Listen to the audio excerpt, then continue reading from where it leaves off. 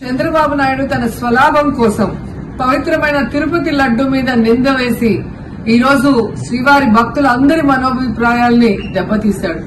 So మళ్లీ ఆ భక్తుల మనోభిప్రాయాల్ని పునరుద్ధరించాలని, దానికి సుప్రీంకోర్టు కలుగజేసుకుని ఇది విచారించి నిజానిజాలు తెలపాలని మొదటి నుంచి మేము కోరుకుంటూనే ఉన్నాం.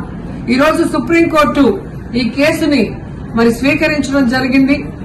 ఈ కేసులో సుప్రీంకోర్టు కనుక కరెక్ట్ గా విచారిస్తే చంద్రబాబు నాయుడు అన్కో చేసిన అబద్దాలు ఖచ్చితంగా బయటకు వస్తాయి.